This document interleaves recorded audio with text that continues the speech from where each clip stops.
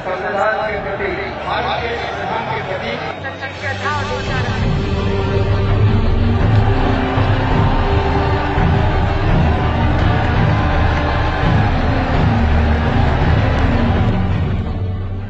ये एक ऐसी सरकार थी जिसका मकसद राजनीति करना नहीं, राजनीति को बदलना था। शपथ लेते ही सरकार के मंत्री जश्न मनाने नहीं गए। उन्होंने अपने लिए हनीमून पीरियड भी नहीं मांगा, बल्कि शपथ लेने के आधा घंटे बाद ही ये काम पर लग गए। पहला फैसला लिया गया कि दिल्ली के मुख्यमंत्री, मंत्री और अफसर वीआईपी की तरह लाल बत्ती की गाड़ियों में नहीं चलेंगे, बल्कि आम आदमी की तरह सामान्य कारों में चलेंगे और साथ ही सुरक्षा का तामझाम लेकर नहीं चलेंगे। इसके अगले ही दिन दिल्ली में बिजली के दाम आधे कर दिए गए और भ्रष्टाचार कर बिजली महंगी कर रही पावर कंपनियों की सीएजी जांच शुरू करा दी गई। सरकार ने पीने का पानी मुफ्त कर दिया और पानी की चोरी पर लगाम लगा दी। सीएनजी के रेट 50 रुपए से 35 रुपए कर दिए गए। सरकारी अस्पतालों में दवाइयां मिलने लगी। सरकारी स्कूलों में टीचर समय पर आने लगे और प्राइवेट स्कूलों में नर्सरी एडमिशन में धांधली बंद हो गई। ट्रांसपोर्ट दफ्तरों के सामने बैठने वाले दलाल गायब हो गए। 10 साल से दिल्ली और गाजियाबाद के बीच अटकी पड़ी मेट्रो की फाइल को आम आदमी पार्टी की सरकार ने महज 24 घंटे में क्लियर कर दिया। वर्षों से ठेके पर काम कर रहे कर्मचारियों को परमानेंट करने का काम भी शुरू कर दिया गया। सबसे बड़ा काम ये हुआ कि ईमानदार मुख्यमंत्री और मंत्रियों के आते ही दिल्ली में रिश्वतखोरी बंद हो गई। नगर निगम और पुलिस वालों तक ने रिश्वत लेनी बंद कर दी। सरकार के मंत्री दिन रात काम कर रहे थे। देर रात तक सड़कों पर निगरानी करते, सुबह सुबह स्कूलों और अस्पतालों का जायजा लेते और दिन में दफ्तर में तेजी से फाइलें निपटाते।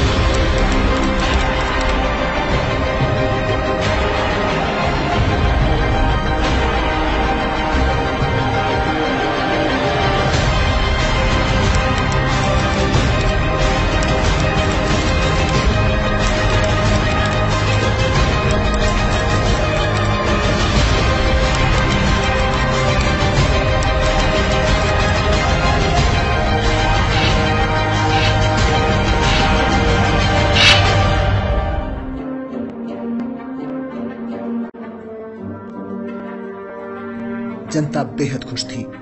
महंगाई से राहत मिल रही थी, भ्रष्टाचार से राहत मिल रही थी और स्कूल अस्पतालों की हालत सुधर रही थी। फरवरी में केजरीवाल ने बड़े बड़े भ्रष्टाचारियों के खिलाफ जंग छेड़ दी। कॉमनवेल्थ खेलों में शीला दीक्षित सरकार और बीजेपी के नगर निगम के घोटालों के खिलाफ एफआईआर करा दी गई। 31 करोड़ रुपए का नुकसान दिल्ली की जनता को हुआ। जो चीज 7-8 हजार रुपए में मिल रही थी मार्केट रेट में, वो 31,000 रुपए तक, 27,000 रुपए तक दिल्ली सरकार में खरीदी गई और 31,000 रुपए तक दिल्ली नगर निगम में खरीदी गई। इन सब चीजों की जांच की जरूरत है। गैस महंगी करने की साजिश का पर्दाफाश करते हुए केजरीवाल सरकार ने मुकेश अंबानी और केंद्रीय मंत्री वीरप्पा मोइली के खिलाफ एफआईआर करा दी। श्री मुरली देवरा के खिलाफ क्रिमिनल केस फाइल किया जा रहा है। श्री वीरप्पा मोइली के खिलाफ एफआईआर दर्ज की जा रही है। श्री वी.के. सिब्बल जो कि डायरेक्टर जनरल हाइड्रोकार्बन थे उस टाइम, उनके खिलाफ एफआईआर दर्ज की जा रही है। श्री मुकेश अंबानी जी के खिलाफ एफआईआर दर्ज की जा रही है। शीला दीक्षित और मुकेश अंबानी के खिलाफ एफआईआर के बाद तो कांग्रेस और बीजेपी खुलकर सामने आ गए और दोनों ने मिलकर तय कर दिया कि इस सरकार को अब चलने नहीं देना है।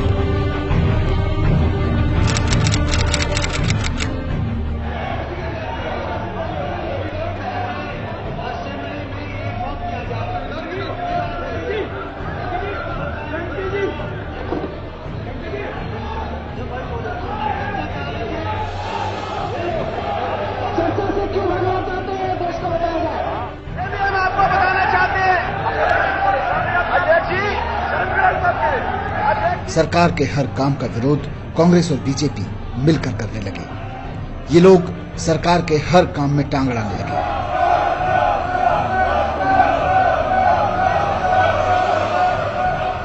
विधानसभा में कोई चर्चा नहीं होने देते थे।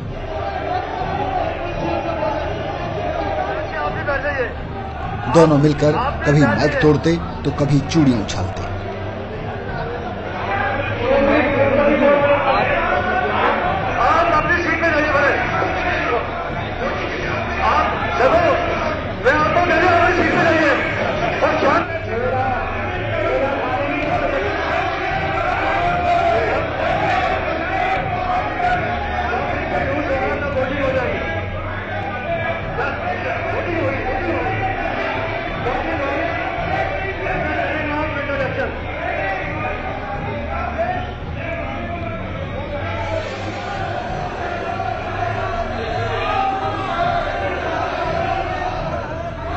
विधानसभा में हर काम में सरकार अल्पमत में होती थी, क्योंकि सरकार के पास 27 विधायक थे और बीजेपी कांग्रेस के पास मिलाकर 40।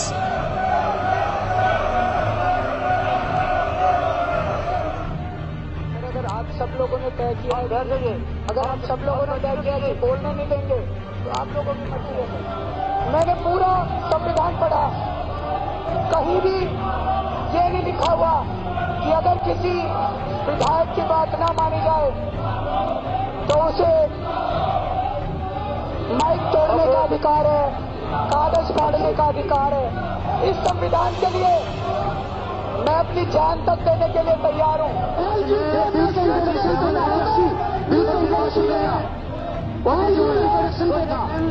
कहने को कांग्रेस आम आदमी पार्टी सरकार का समर्थन कर रही थी, लेकिन हर बात में बीजेपी के साथ सुर में सुर मिलाते हुए नजर आ रही थी।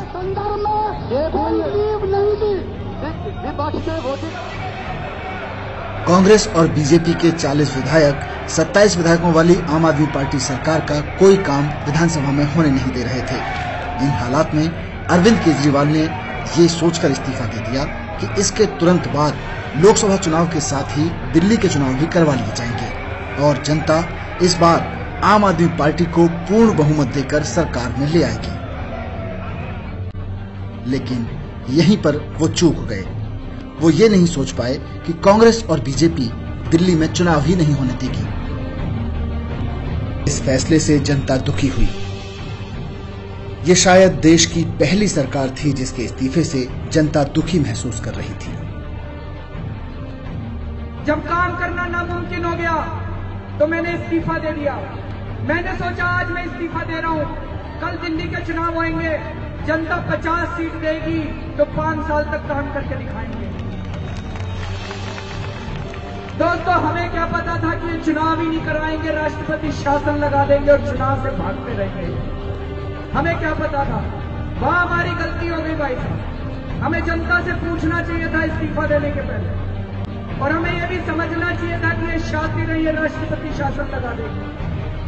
भ्रष्टाचार और महंगाई के खिलाफ अरविंद केजरीवाल की जंग जारी है। केजरीवाल जनता के बीच में है और जनता केजरीवाल के साथ। ठीक है, उसने इस्तीफा ही तो दिया है, पर उसने चोरी नहीं की, भ्रष्टाचार नहीं किया, महंगाई नहीं बढ़ाई, उसने देश को नहीं लूटा है। लोग आज भी केजरीवाल सरकार को याद करते हैं। दिल्ली के हर नुक्कड़ चौराहे पर लोग उन 49 दिनों की सरकार को याद करते हुए मिल जाएंगे।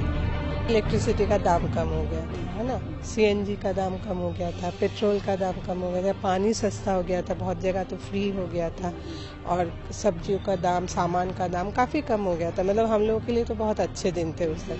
भाई साहब, बंदे ने महंगाई तो कम कर दी थी, दिल्ली में बिजली सस्ती कर दी थी, पानी फ्री कर दिया था, सीएनजी के रेट कम कर दिए थे। एमसीडी और पुलिस वाले जिस हिसाब से कार्य पहले कर रहे थे उस हिसाब से 49 दिनों में बिल्कुल नहीं दिखाई दी। उससे पहले वो आते थे, खाते भी थे और लेके भी जाते थे, लेकिन उनको कोई रोक टोक नहीं थी। लेकिन 49 दिनों में हमने ये दूर दूर तक नहीं दिखाई दी। जैसे ही 49 दिन की सरकार ये गई, उसके बाद ये 49 दिनों का भी हिसाब लेने आए, तो कायदा लेके भी जाते थे और खाते भी थे। सरकार के इस्तीफे पर लोग भले ही नाराज हुए हैं, लेकिन हर आदमी मानता है कि केजरीवाल और उसकी टीम ईमानदार है, उनकी नीयत साफ है और वे बड़े से बड़े भ्रष्टाचारी से टकराने की हिम्मत रखते हैं। मैं दुबई से जॉब छोड़ के आया, छोड़ के आके पार्टी ज्वाइन करी, सारा कुछ किया। जब इन्होंने रिजाइन किया तो मुझे भी बहुत लगा था, बहुत बुरा लगा था। मेरे को भी फील अंदर से आ रहा था कि मैं भी पार्टी छोड़ दूं। बट अब पलट के देखता हूं तो दूसरा ऑप्शन भी नहीं है और ऑप्शन है ही नहीं वैसे, तो इसलिए आज भी मैं इस पार्टी के साथ हूं। लेकिन हम चाहेंगे ऐसी 49 दिन की सरकार दोबारा है, 5 साल के लिए है, ताकि ये शक्ति इनके ऊपर दिखाई दे।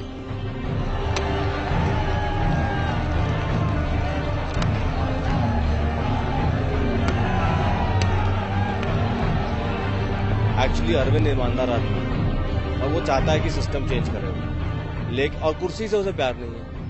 लेकिन बीजेपी वाले जो हैं वो बेवकूफ बना रहे हैं और हम सब बेवकूफ बन जाते हैं उनके दुष्प्रचार में, यही दिक्कत है। जनता सच जानती है अरविंद केजरीवाल के बारे में फैलाई जा रही अफवाहों का भी और उन लोगों का भी जो ये अफवाहें फैला रहे हैं। अभी सारे उसके पीछे पड़े हैं कि इस्तीफा क्यों दे दिया, इस्तीफा क्यों दे दिया। अरे इस्तीफा दे दिया तो क्या हुआ, दोबारा वोट दे देंगे दोबारा आ जाएगा, इसमें क्या दिक्कत है। केजरीवाल के सब लोग पीछे पड़े, बीजेपी से कोई नहीं पूछा, 7 साल से एमसीडी में राज कर रही है। सही बात है, बिल्कुल पीछे पड़े हुए उनके, जैसे उन्होंने कोई गुनाह कर दिया हो। 7 साल से एमसीडी को बीजेपी चला रही है, बिल्कुल लूट के रख लिया है एमसीडी को। दिल्ली के लोगों ने केजरीवाल की हिम्मत भी देखी है और ईमानदारी भी देखी है। लोगों को भरोसा है कि दिल्ली में बिजली, पानी, महंगाई, स्कूल, अस्पताल, गंदगी, इन तमाम समस्याओं के समाधान के लिए साफ नीयत की राजनीति चाहिए और इसीलिए उन्हें केजरीवाल पर भरोसा है। लोकसभा में we wanted to give a clear majority in the parliament to a single party, so we voted BJP. CM candidate को definitely would like to see mister Kejriwal as the chief minister of the state के लिए जो है केजरीवाल की एक बार उन्हें मौका मिलना चाहिए और आएगी तो बहुत अच्छा काम करेगी जो है। हमने तो जी बीजेपी को मोदी की लहर थी और हम चाहते थे कि सेंटर के अंदर एक ऐसी सरकार हो जो हिंदुस्तान को चला सके। तो हम चाहते हैं कि दिल्ली में केजरीवाल की सरकार रहे जो कि पूरी ईमानदारी से काम करे और गरीब और आम जनता के लिए कुछ काम करे। दिल्ली की जनता को मिलकर कम से कम 50 सीट अरविंद को देनी चाहिए, जिससे कि वो अपने दिल्ली की जनता का भला कर सके। जो पिछली दफे उन्हें 28 सीट की वजह से रिजाइन करना पड़ा, वो न करना। एक बात समझ लीजिए कि अगर दिल्ली में आज कोई दिल्ली को बचा सकता है तो वो सिर्फ केजरीवाल जी ही बचा सकते हैं। दिल्ली में ऑप्शन बचा ही गया है। 15 साल से लोगों ने कांग्रेस को देख लिया, विकास के नाम पे करोड़ लूट लिए उन्होंने, खूब घोटाले किए, कॉमनवेल्थ के घोटाला, और जितने घोटाले हैं कि नाम लेने की जरूरत नहीं है, सबको पता है जनता, वही काम भाजपा ने किया। दिल्ली में बिजली और पानी कोई कम कर सकता है तो केजरीवाल ही है, रिश्वतखोरी को कोई खत्म कर सकता है तो केजरीवाल ही है। एक बार उसको लाना पड़ेगा। ऐसा ही साफ सुथरा इंसान जो है वो भ्रष्टाचार पे और महंगाई पे झाड़ू लगा सकता है।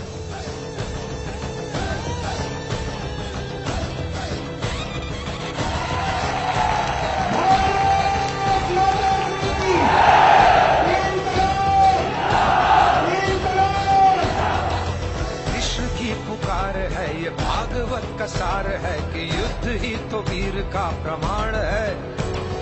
कौरवों की भीड़ हो या पांडवों का नीड़ हो, जो लड़ सका है वो ही तो महान है। जीत की हवस नहीं, किसी पे कोई वश नहीं, क्या जिंदगी है ठोकरों पे मार दो। मौत अंत है नहीं तो मौत से भी क्यों डरे, ये जाके आसमान में दहाड़ दो। आरंभ है प्रचंड बोले मस्तकों के झुंड, आज जंग की घड़ी की तुम गुहार दो। आन शान या की जान का हो दान, आज धनुष के बाण पे उतार दो। आरंभ है प्रचंड